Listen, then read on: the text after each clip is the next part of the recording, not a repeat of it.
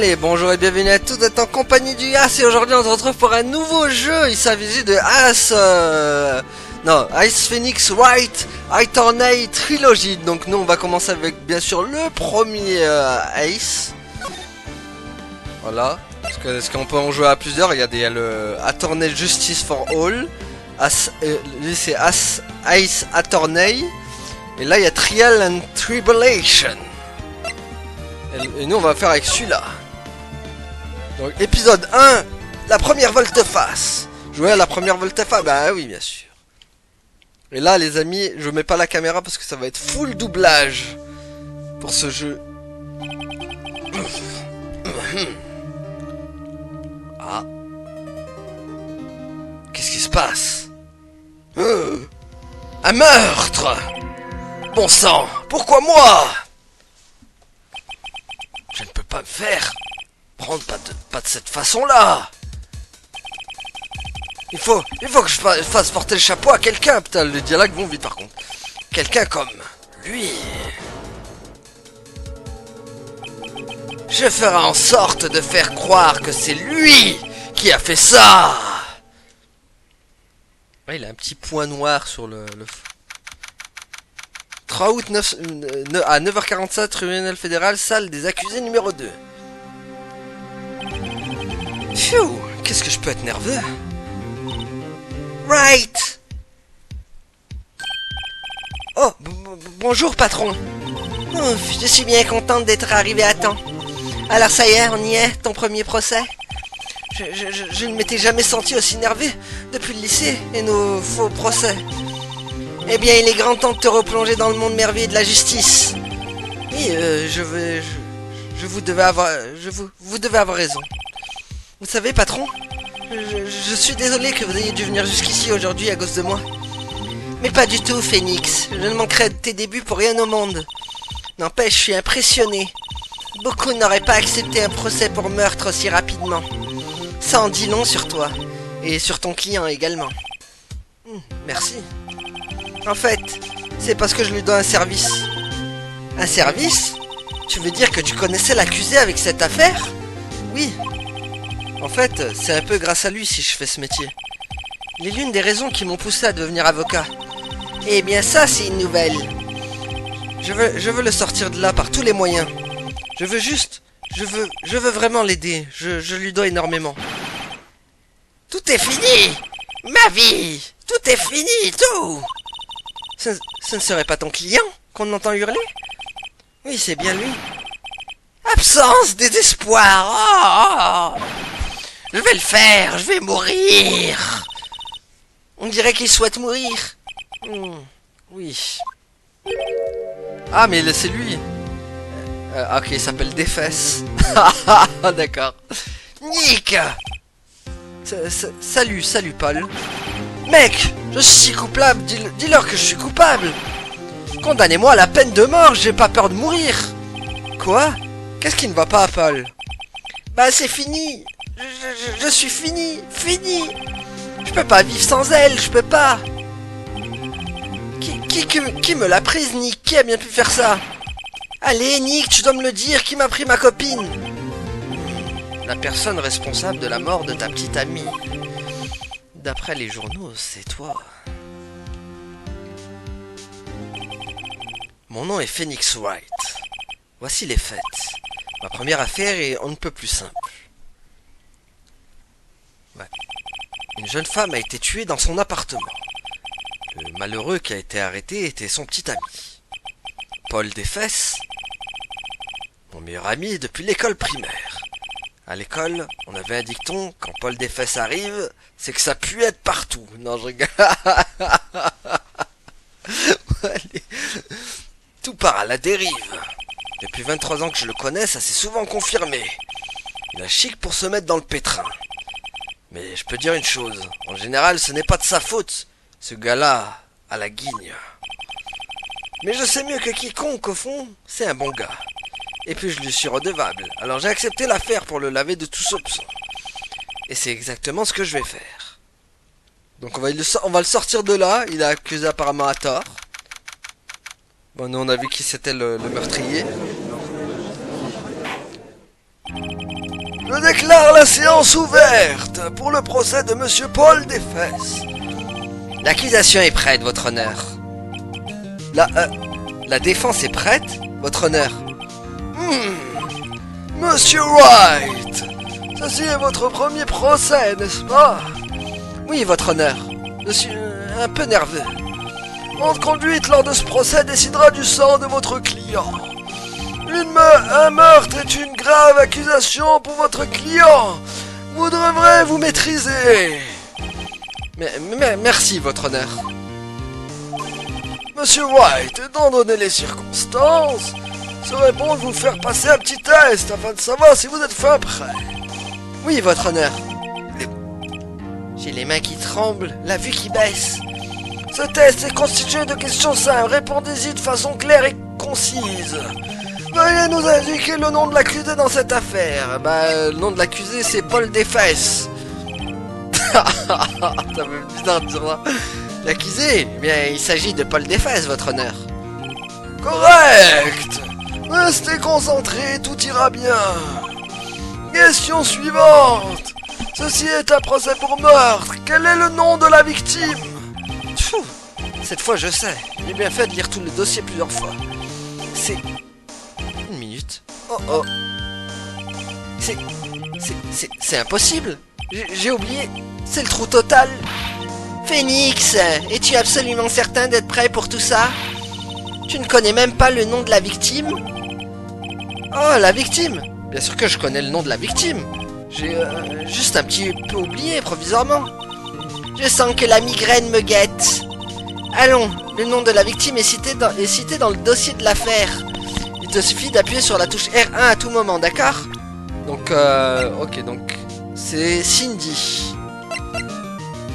Attendez, on a juste Cindy comme nom? Ah, attendez. C'est Cindy Stone, voilà. La victime dans cette affaire mannequin, elle vivait seule dans un appartement. Donc, le coupable, c'est Victor... Non, Victor Boulet, c'est le représentant. C'est bien Boulet, lui aussi, tiens. Donc, lui, c'est notre... celui qu'on défend. Et elle, c'est notre avocate en chef, d'accord. Pense à le consulter régulièrement. Fais ça pour moi, s'il te plaît, je t'en prie. Nous attendons votre réponse. Qui est la victime dans cette affaire? C'est Cindy Stone, votre honneur. Le nom de la victime est Cindy Stone. Correct. Maintenant, dites-moi quelle a été la cause du décès. Elle est morte. Assommée par un objet lourd. Elle a été frappée une fois à l'aide d'un objet contendant. C'est correct. Vous avez répondu à toutes mes questions. Je ne vois aucune raison de ne pas poursuivre. Vous me semblez beaucoup plus serein, Monsieur Wright. C'est bien. Merci, votre honneur. Parce qu'on ne peut pas dire que je me sente vraiment serein. Eh bien, commençons par une question de l'accusation, Monsieur Boulet. Oui, votre honneur. Comme Monsieur White vient de nous l'indiquer, la victime a été frappée à l'aide d'un objet. Pourriez-vous expliquer à la cour de ce qu'était cet objet? L'arme du crime est cette statue du penseur. Elle a été trouvée par terre à côté de la victime. Je vois, la cour l'accepte en tant que pièce à conviction. Ok, statue ajoutée au dossier de l'affaire. Statue de la forme du penseur, assez lourde. White, pense à étudier toutes les pièces à conviction ajoutées au cours du procès. Ces éléments sont les seules armes dont tu disposes à la cour. Consulte régulièrement le dossier de l'affaire à l'aide de la touche R1. Donc on a le statut de la forme du penseur, elle est assez lourde, d'accord. Silence, je dis, silence. Monsieur Boulet, l'accusé peut appeler son premier témoin. L'accusation appelle à la barre l'accusé Monsieur Desfesses. Patron, je fais quoi maintenant? Sois attentif, tu ne dois passer à côté d'aucune info susceptible d'aider ton client. Tu vas être emmené à répondre à l'accusation, alors tiens-toi prêt. Espérons juste qu'il ne dise rien de regrettable. Oh. Paul monte facilement sur ses grands chevaux. Ça pourrait mal tourner. Oh. Donc c'est parti les amis. Monsieur Desfesses, est-il vrai que la victime vous avez largué il y a peu de temps? Hé, attention à ce que vous dites mon pote. On était super bien ensemble, c'était Roméo et Juliette, Cléopâtre et Marc-Antoine. Oh mon dieu. sont tous morts, non? Elle m'a pas largué, ok? Elle répondait plus à mes coups de fil et refusait de me voir. Et puis qu'est-ce que ça peut bien vous faire? Monsieur Desfesses, qu'est-ce que vous décrivez et généralement ce qu'on entend par larguer? En fait, elle vous avait totalement abandonné et elle voyait d'autres hommes. Elle est rentrée de l'étranger avec l'un d'eux un jour avant le meurtre. Qu'est-ce que vous voulez dire par l'un d'eux? Vous mentez, c'est que des mensonges, j'en crois pas un mot. Votre honneur, le passeport de la victime, si l'on en croit ce document, elle se trouvait à Sydney jusqu'à la veille de sa mort. Ok, donc le passeport a été ajouté au dossier de l'affaire. En effet, il me semble qu'elle soit rentrée la veille du meurtre. C'est pas possible, mec. La victime exerçait la profession de mannequin, mais ses revenus étaient modestes. Il semblerait qu'elle ait eu plusieurs tontons. What? Des tontons? Oui, des hommes plus âgés qui lui offraient de l'argent et des présents. Elle prenait leur argent pour améliorer son style de vie. Mec! On se rend bien compte du genre de femme qu'était Mademoiselle Stone. Dites-nous, monsieur Desfesses, que pensez-vous d'elle à présent? White, j'imagine que tu ne souhaites pas qu'il réponde à cette question. Ouais, Paul est doué pour dire tout ce qui lui passe par la tête. Il devrait peut-être... non. Il devrait peut-être attendre et écouter, surtout. Je ferais peut-être mieux de ne pas me mêler de ça. Eh bien, monsieur Desfesses. Mec, c'est pas possible, cette petite garce me trompait. Je vais mourir, tomber raide mort là maintenant. Ouais, et quand je la retrouverai dans l'autre vie, je découvrirai la fin mot de l'histoire. Poursuivons le procès, voulez-vous? J'imagine que le motif de l'accusé est clair pour tout le monde. Oui, tout à fait. Eh mince, les choses s'annoncent plutôt mal. Question suivante. Vous êtes allé chez la victime le jour du meurtre, n'est-ce pas? Eh bien, répondez. Hein? Peut-être ben, oui, peut-être ben que non. Oh oh, il y est allé. Qu'est-ce que je fais? Lui demander la vérité. Je sais. Je lui ai envoyé un signal. Dis la vérité. Oui, j'étais là-bas, j'y suis allé. Silence! Eh bien, monsieur Desfesses. Du calme, mec. Elle était pas chez elle, mec. Donc logiquement, je l'ai pas vue. Oula, objection! Votre honneur, l'accusé ment. Il ment? L'accusation souhaiterait appeler un témoin qui peut prouver que monsieur Desfesses ment. Bien, cela simplifie les choses. Qui est votre témoin? L'homme qui a trouvé le corps de la victime, juste avant de faire cette macabre découverte.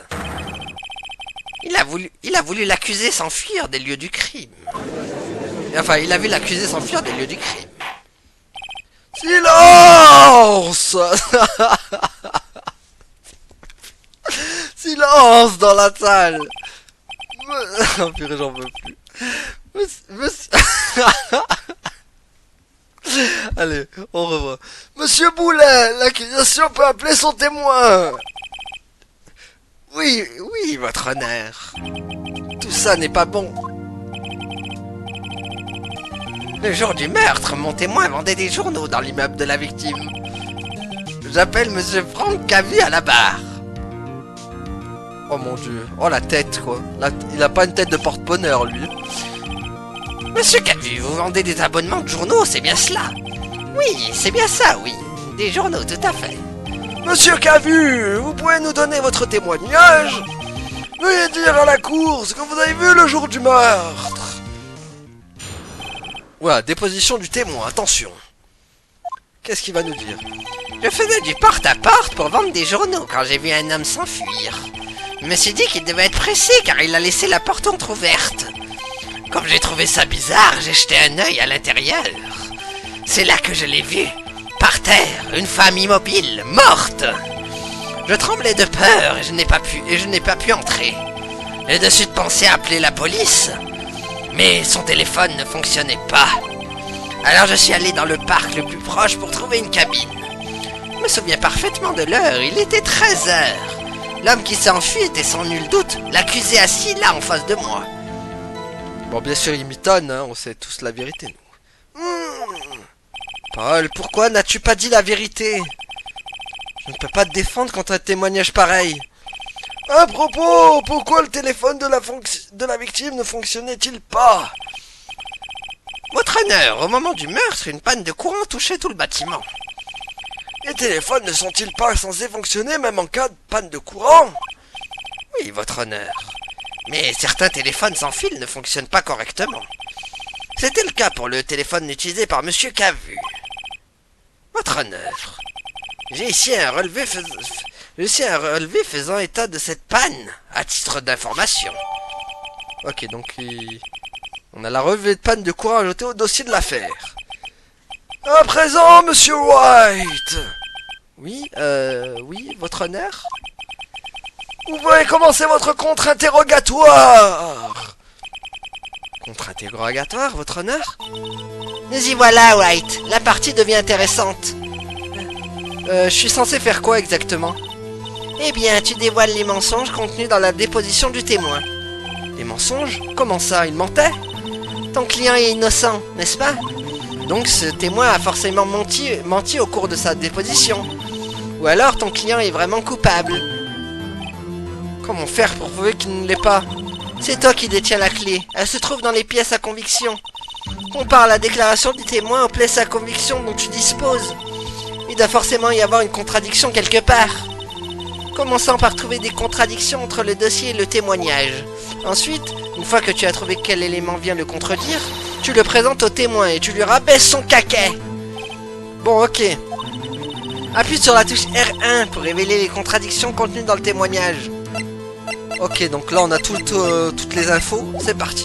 On va lui en mettre plein la tronche à Monsieur Cavu, il aura tout vu comme ça. C'est parti.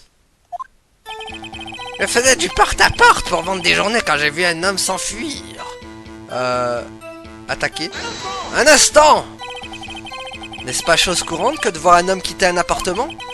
Il me semble étrange que vous ayez remarqué sa présence. Je ne sais pas, il m'a juste paru bizarre, c'est tout. Comme s'il était à la fois en colère et effrayé. Comme un criminel fuyant les lieux d'un crime. La défense demande aux témoins de ne pas émettre d'hypothèse. Bien sûr, ce que veut dire le témoin, c'est que l'homme qui l'a vu avait l'air suspect. Bon, et que s'est-il passé ensuite? Je me suis dit qu'il devait être pressé car il avait laissé la porte entrouverte. Je l'attaque. Un instant. Entrouverte, vous dites? Oui, la porte était entrouverte, c'est ça. J'ai attendu là un moment, mais personne n'est venu fermer la porte. Je me suis dit bizarre, dans une si grande ville. Je vois, que s'est-il passé ensuite? Comme j'ai trouvé ça bizarre, j'ai jeté un œil à l'intérieur, je l'attaque. Un instant. Qu'est-ce qui vous a donné l'idée de faire cela? Bien, la porte était à moitié ouverte, vous savez. N'est-ce pas humain de vouloir jeter un petit coup d'œil? On escalade des montagnes parce qu'elles existent, c'est pareil. C'est exactement cela, tout le monde aurait regardé à l'intérieur. Pourquoi Boulay l'a-t-il si vite interrompu? Donc vous avez regardé dans l'appartement, que s'est-il passé ensuite? Vas-y. C'est là que je l'ai vu par terre, une femme immobile morte. Un instant. Êtes-vous certain qu'elle était morte? Mais bien non, je ne peux pas l'affirmer. Mais elle était totalement inerte et il y avait du sang partout. N'importe qui aurait conclu à un décès, j'imagine. Très bien, que s'est-il passé ensuite? Je tremblais de peur et je n'ai pas pu entrer. Un instant! Vous dites donc que vous n'avez touché à rien dans l'appartement? Oui, enfin non, à rien. Bon, que s'est-il passé ensuite? J'ai de suite pensé à appeler la police. Un instant! Vous avez pensé à appeler la police? Cela signifie-t-il que vous ne l'avez pas fait? S'il vous plaît, écoutez la suite du témoignage. Vous avez pensé à appeler la police? Que s'est-il passé ensuite? Mais son téléphone ne fonctionnait pas. Un instant! Son téléphone ne fonctionnait pas. Oui, enfin non, il ne fonctionnait pas, c'est exact. Mais vous avez prétendu ne pas être rentré dans l'appartement, à moins que... Ah, ok, ça, je peux tout vous expliquer.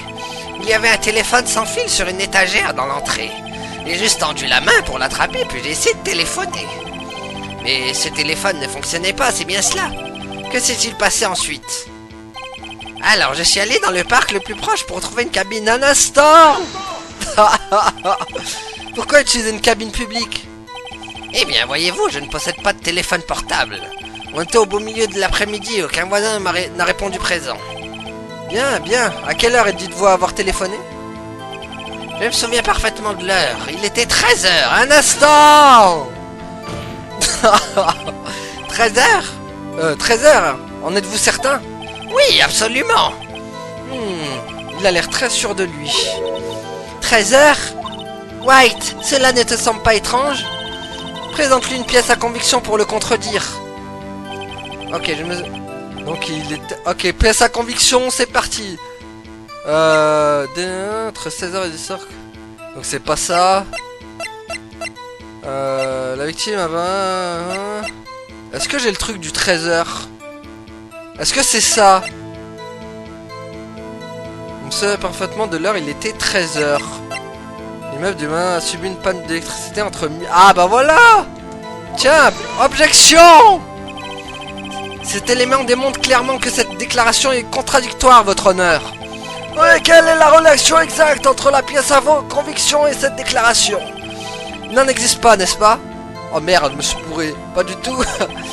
Monsieur White, veuillez réfléchir au fait avant d'émettre des accusations. J'imagine que je n'ai pas marqué de point auprès du juge sur ce coup-là. Ah cross, c'était pas le bon truc, ok.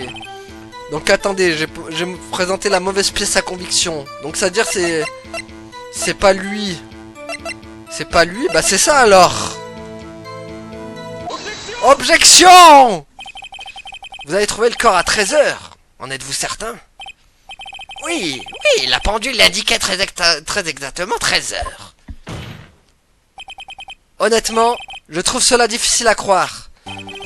Votre déclaration est en totale contradiction avec le rapport d'autopsie. Celui-ci fixe l'heure du décès un peu après 16 heures. Il n'y avait aucun cœur à 13 heures. Aucun corps à 13 heures. Comment expliquez-vous ces 3 heures d'écart? Il est en panique, il sue. Ça y est, il va avouer. Ah ça, Fiction. Ceci n'a aucun intérêt, le témoin a tout simplement oublié l'heure qu'il était. Après un tel témoignage, j'ai du mal à y croire.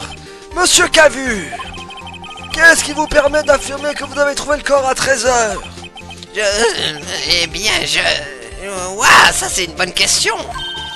Excellent travail, White. Tu vas arriver à le déstabiliser.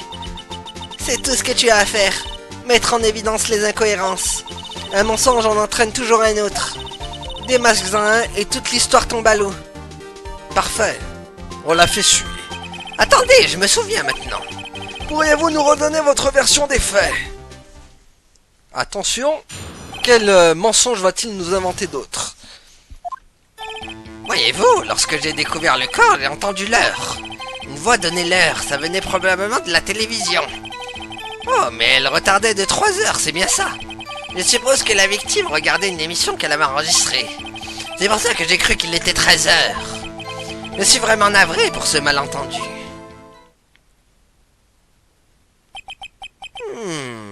Je vois. Vous avez entendu une voix qui disait l'heure dans une émission enregistrée. Monsieur White, vous pouvez interroger le témoin. White, tu sais quoi faire? Je le tiens. Et pas qu'un peu. L'heure de la découverte. Let's go. Voyez-vous, lorsque j'ai découvert le corps, j'ai entendu l'heure. Donc on va l'attaquer. Un instant. Vous dites avoir entendu. Vous dites avoir entendu, pas vu. Oui, entendu. La seule chose que j'ai vue, c'est ce corps allongé, là. Je n'ai pas pensé à regarder quoi que ce soit d'autre. Encore moins à ma montre. N'est-ce pas quelque peu étrange? Vous affirmez donc avoir entendu quelque chose. Mais si la vue du corps vous avez tant choqué, vous n'auriez rien entendu du tout. Le témoin déclare avoir effectivement entendu l'heure. Il serait ridicule de penser qu'il ait pu ne rien entendre. Je dois reconnaître que l'accusation a raison. Témoin, poursuivez votre déclaration. Une voix donnait l'heure, ça venait probablement de la télévision. Un instant, man. Êtes-vous certain qu'il s'agissait d'une télévision et non d'une radio?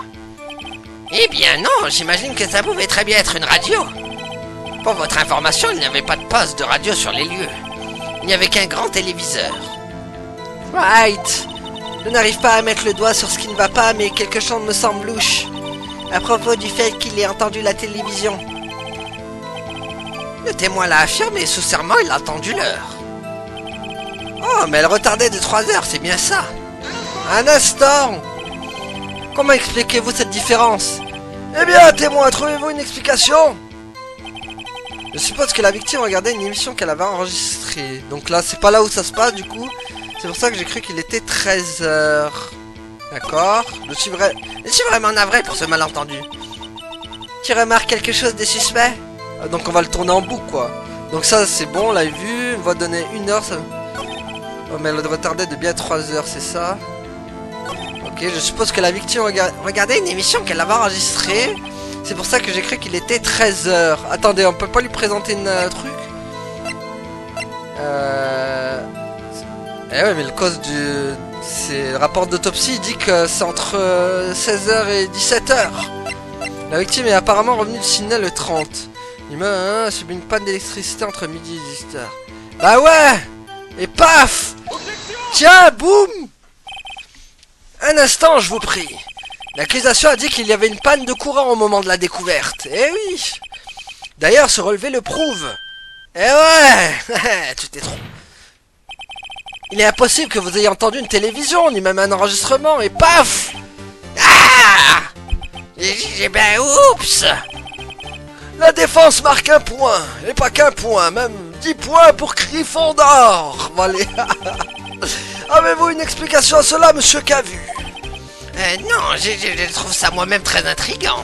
Très intriguant.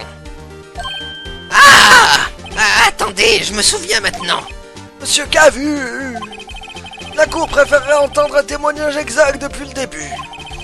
Ces rectifications constantes nuisent à votre crédibilité. Et puis vous semblez plutôt affolé.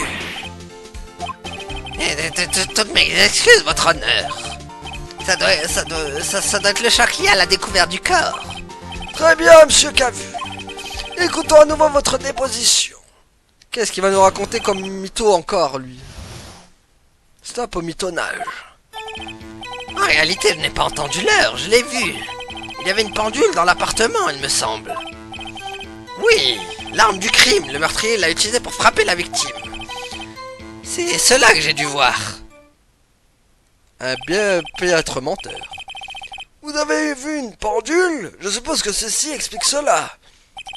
La défense peut interroger le témoin. Avec plaisir. Ah là, on le tient, là. Et en plus, on a la pendule sur nous.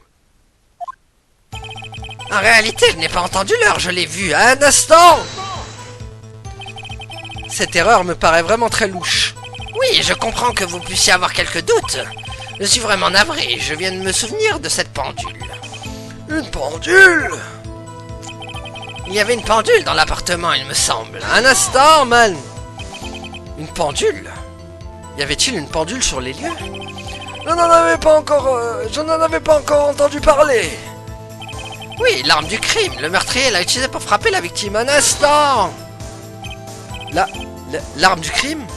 Oui, la pendule qui a servi d'arme. C'est bien ce que j'ai dit.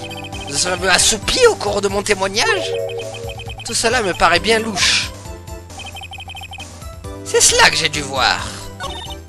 Maintenant, trouve la contradiction. Ok, donc il a une contradiction. En réalité, je n'ai pas entendu l'heure, je l'ai vu. Tac. Comment il aurait pu voir l'heure, l'idiot? Attendez.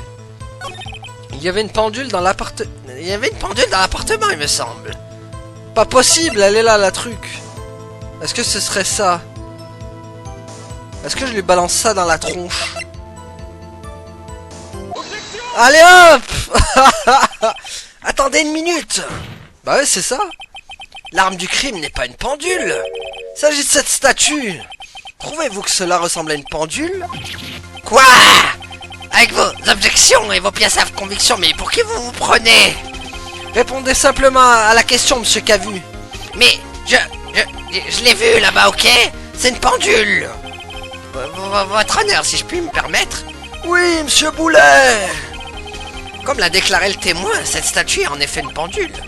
Son cou est un bouton, vous le basculez et elle vous donne l'heure à voix haute. Comme on ne dirait pas une pendule, je l'ai soumise en tant que statue, je m'excuse. Je comprends. L'arme du crime était donc bien une pendule. Eh bien, monsieur White, il semble que la déposition du témoin soit correcte. Cet objet est une pendule. Sa déclaration vous gêne-t-elle toujours à présent? Bah oui, elle me dérange. Votre honneur, la déposition du témoin contient une énorme faille. La seule façon de savoir que l'arme est une pendule est de la tenir dans sa main. Or, le témoin a déclaré n'être jamais entré dans l'appartement. Donc il est cuit, mec. La contradiction est évidente. En effet. Le témoin savait qu'il s'agissait d'une pendule parce qu'il est entré dans l'appartement. Bah oui. Vous mentez. Vous étiez dans l'appartement le jour du meurtre. Ah ouais? Prouvez-le. Prouvez que je suis entré. T'es cuit, mec, de toute façon. Je peux faire mieux que ça. Je peux prouver que c'est vous qui l'avez tué. Vous l'avez frappé avec la pendule et le choc du coup a déclenché la voix. C'est cela le son que vous avez entendu. Il est foutu. Silence dans la salle. Curieux, veuillez poursuivre monsieur White. Oui, votre honneur. Monsieur Cavu, ce son a dû vous faire une drôle d'impression. Ce qui se comprend, l'arme du crime a parlé au moment où vous avez assommé la victime. Cette voix est inscrite dans votre mémoire. C'est pour cela que vous étiez si formel à propos de l'heure. Qu'est-ce que cela signifie? Tout cela n'est qu'hypothèse sans fondement. Sans fondement? Regardez donc le visage du témoin. Le témoin pourrait-il donner des détails? Avez-vous frappé la victime avec cette pendule? Ce jour-là, je n'ai jamais... Écoutez, la pendule... Je l'ai entendu, non, je veux dire, je l'ai vu. Je lance ma perruque sur toi.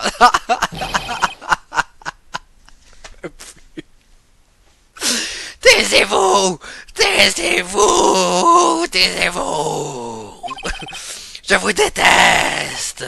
C'était lui, je vous dis, je l'ai vu. Il l'a tué, il le mérite de brûler en enfer. En enfer. Condamnez-le à mort. Bon ça, là, il est grillé, il s'affole. Silence. J'ai du silence dans la salle. Votre honneur, je vous demande un instant. Il n'y a pas la moindre preuve de ce qu'avance la défense. Monsieur White. Votre honneur? Vous affirmez que le son entendu par le témoin provenait de la pendule. Pouvez-vous le prouver? Toute l'affaire repose sur ça, j'ai tout intérêt à m'appliquer. Oui, votre honneur. Le son que monsieur Cavu a entendu provenait sans aucun doute de cette pendule.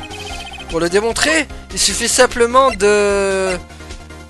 d'examiner les piles, de faire retentir la pendule. Demander aux voisins, ça serait le pire truc à faire. Examiner les piles. Ok. Faire retentir la pendule. Écoutez cette pendule maintenant dans ce tribunal. Votre honneur, puis-je avoir la pendule? Je demande à la cour d'écouter très attentivement. Bip.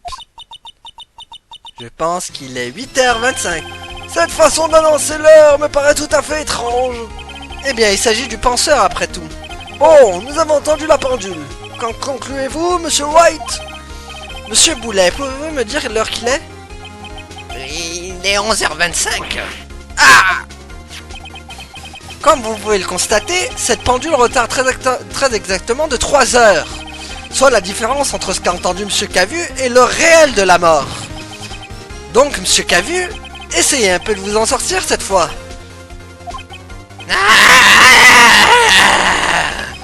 Vous avez oublié une chose. Oh oh, de quoi parle-t-il?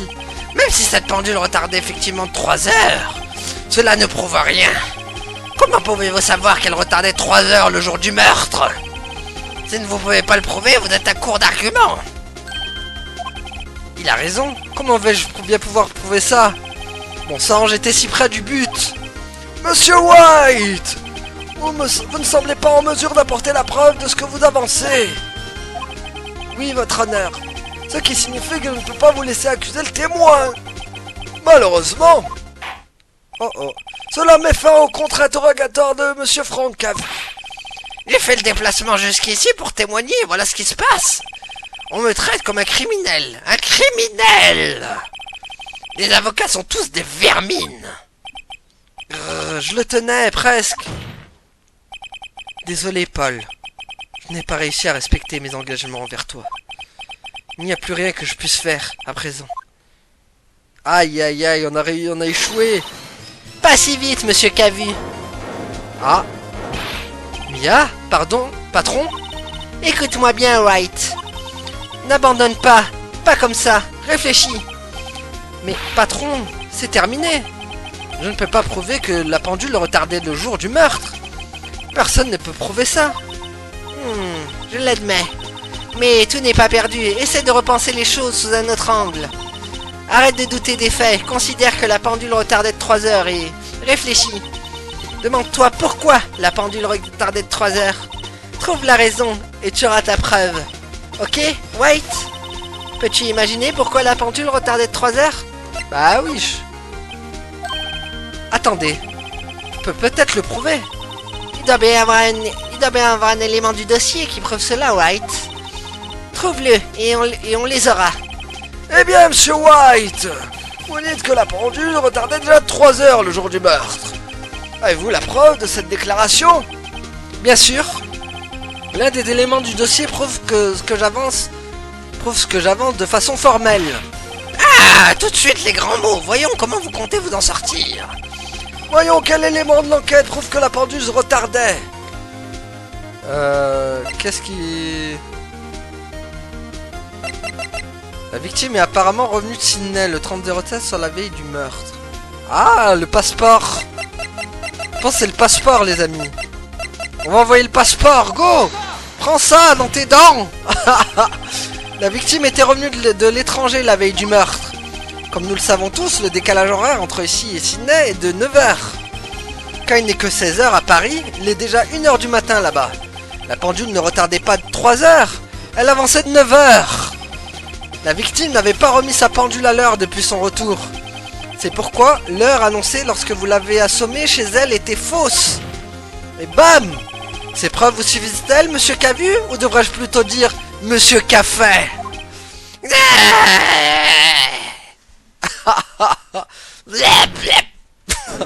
J'ai gagné! Silence! Je dis silence! Yeah. Cette affaire prend une tournure assez inattendue, je dois dire. Monsieur Boulet, votre client... Il a été arrêté et emmené, votre honneur.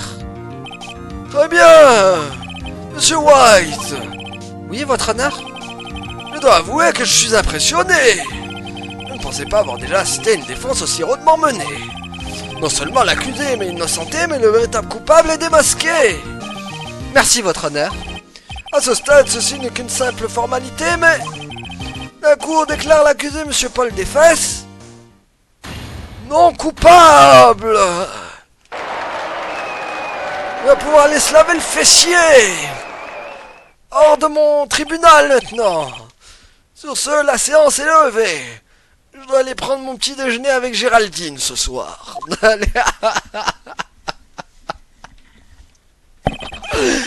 Ah, je vais kiffer. Ah, je kiffe. Je sens que je kiffe ce LP. Ah, la régalade, quoi. Finalement, il s'est avéré que Franck Cavu n'était qu'un vulgaire cambrioleur. Il se faisait passer pour un vendeur de journaux afin de repérer les appartements vides. Ce jour-là...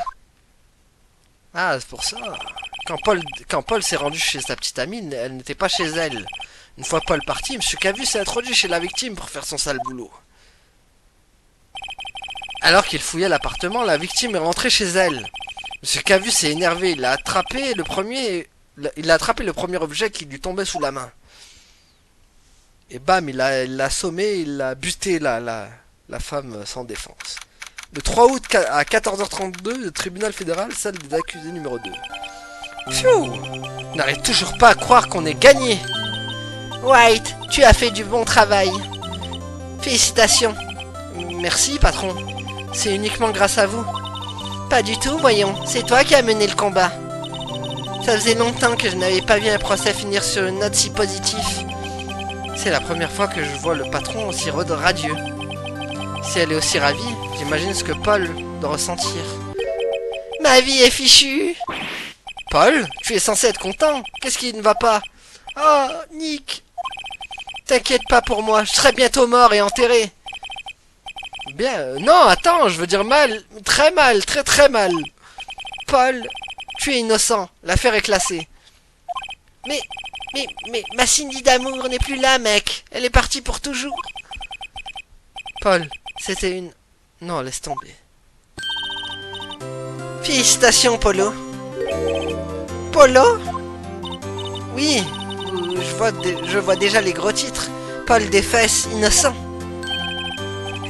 Merci, je vous dois une fière chandelle. Jamais j'oublierai, jamais. Faut fêter ça. Un dîner, un ciné, c'est moi qui invite. Ah non, je ne peux pas accepter. C'est moi qui t'ai sorti du pétrin. Ah, au fait. Tenez, prenez ça, c'est un cadeau. Un cadeau pour moi? Une minute, n'est-ce pas la pièce avant conviction qui... En fait, j'ai fabriqué cette pendule pour elle. J'en ai fait une pour elle et une pour moi. Vraiment? Vous avez fabriqué ça? Eh bien merci, je la garderai en souvenir. Yo Nick, tu le crois toi? Elle me plaisait tellement cette nana. Et en fait, elle me prenait juste pour un abruti. Ça te donne pas envie de pleurer toi? Paul. En êtes-vous si sûr? Je vous demande pardon? Je crois qu'elle tenait beaucoup à vous, à sa façon. Non, pas la peine de vous appuyer sur mon sort, ça va. Ne m'appuie pas, je suis sérieuse. N'est-ce pas vrai, White? Tu n'as pas quelque chose à montrer à ton ami? Quelque chose qui prouve ce qu'elle ressentait pour lui? Hein? Ah oui. Mais de quoi peut-elle bien parler? Personne ne croirait que... Qu'est-ce que je pourrais lui donner, genre? La statue? Tiens, prends ça! Regarde ça, Paul. La preuve formelle qu'elle ne te considérait pas juste comme un crétin. Hein? Où as-tu cette pendule? C'est la pendule que tu as fabriquée pour elle, Paul. Elle l'a emportée avec elle dans ses bagages. Bah, elle avait sûrement juste besoin d'une pendule, c'est tout. Ah, tu crois? Elle est plutôt lourde pour un réveil de voyage. Bon, fais-en ce que tu veux. Hé, Nick! Je suis content de t'avoir demandé d'être mon avocat. Vraiment, je suis sérieux. Merci. J'espère qu'il se sent un peu mieux maintenant. Voilà. White, j'espère que maintenant tu comprends l'importance des pièces à conviction et que tu réalises à quel point les choses changent en fonction du point de vue adopté. Tout comme les gens, on ne peut jamais vraiment savoir si nos clients sont innocents ou coupables. Tout ce qu'on peut faire, c'est les croire. Et pour ça, tu dois d'abord croire en toi. White, écoute, apprends, tu deviendras meilleur. N'abandonne jamais ce en quoi tu crois, jamais. Bon, je crois qu'on n'a plus rien à faire ici, on y va? Oui, tout de suite. Que dirais-tu d'un dîner? C'est moi qui régale. On boira un verre à la santé de l'innocent des fesses. Volontiers. Oh, en parlant de Polo, tu as dit que c'est en partie à cause de lui que tu étais devenu avocat. Oui, au moins en partie. Il faudra que tu m'en dises plus un de ces jours. Peut-être après quelques verres. Ouais, c'est quoi, c'est sa copine, elle?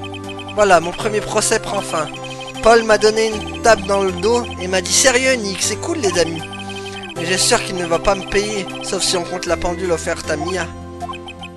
Je ne le savais pas encore, mais cette pendule allait bientôt se retrouver au cœur d'une autre affaire. Et la promesse faite au patron de lui en dire plus sur Paul et moi sera une promesse impossible à tenir. Ok, fin. Bah voilà, le jeu il est fini, les amis. Non, je regarde. Bien sûr, il y aura d'autres procès. Un nouvel épisode vient d'être ajouté. Ouais, mais non, on va... Oui, mais non, je vais pas le faire Sauvegardez votre progression, oui. Donc parfait. Donc voilà les amis, donc on va s'arrêter là du coup pour aujourd'hui. Ça n'empêche, qu'est-ce que je kiffe faire les voix de doublage là de tous les persos. Ah là, je sens que ça va être un kiff mais total de faire ce jeu. Je sais pas ce que vous en pensez vous, mais moi là je surkiffe. Ah là là, je savais longtemps, j'ai pas autant rigolé sur un jeu quoi. En tout cas voilà, merci à tous de m'avoir suivi et à la prochaine tout le monde. Salut. Ouais, abonne-toi.